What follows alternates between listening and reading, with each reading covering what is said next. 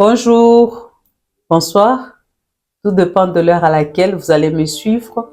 Je suis très heureuse de me retrouver encore une fois de plus sur ce plateau après avoir annoncé le coming back dans les réseaux sociaux. Avant de commencer, j'aimerais d'abord remercier toutes ces personnes qui ont souscrit sur nos plateformes. Mes remerciements vont aussi à toutes les personnes qui ont commenté, qui ont liké, qui ont fait des remarques, mais particulièrement à toutes les personnes qui ont envoyé leurs questions. Merci d'avoir envoyé vos questions. Merci d'avoir partagé la précédente vidéo. Pour ceux qui ne l'ont pas encore fait, j'en suis très convaincue que vous allez faire la même chose que les autres. Sensibiliser, ce n'est pas seulement la personne de Madame Mado Madia, sensibiliser sur vous aussi.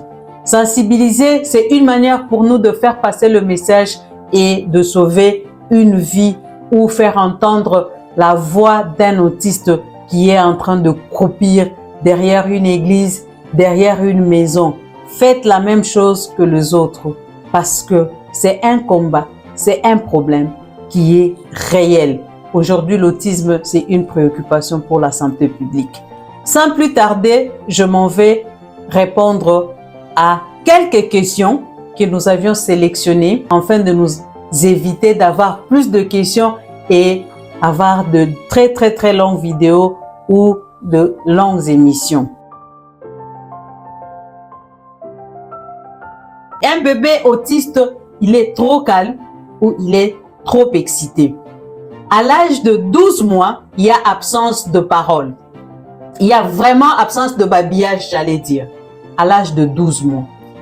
À partir de 18 mois, il y a absence de la parole, à 18 mois. À partir de 24 mois, l'enfant essaie d'associer les mots. Pour certains enfants d'ailleurs, ils répètent les mêmes noms, le même mot que les grandes personnes ou un dessin animé, et c'est généralement ce qui interpelle les parents. Après 24 mois, vous constaterez que cet enfant utilise un langage non fonctionnel. Parce que s'il faut parler de l'autisme, c'est avant 3 ans, on peut s'y suspecter. Et vous allez constater qu'il y a absence de contact visuel.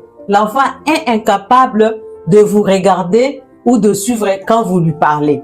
Il est désintéressé à ce que vous êtes en train de lui dire. Et aussi, si vous lui remettez un objet, il a tendance à utiliser ça d'une manière inhabituelle ou soit il est vraiment limité. Vous le mettez ensemble avec les autres, il est incapable de jouer avec les enfants de son âge. Mais le signe le plus courant qui interpelle les parents pour faire recours à un personnel de santé, généralement, c'est le problème de langage.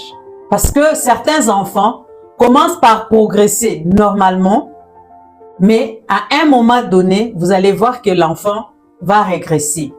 Et généralement, c'est la perte de parole.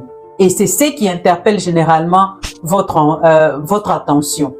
Et je vais nous demander, une fois que vous constatez cela, il est essentiellement important pour vous de contacter un personnel de santé. Pourquoi je le dis?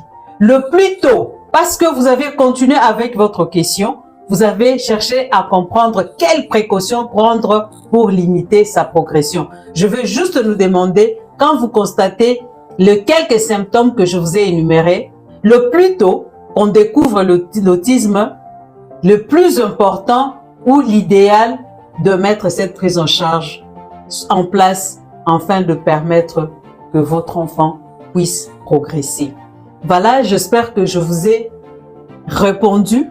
Et si jamais vous n'êtes pas satisfait, faites la même chose.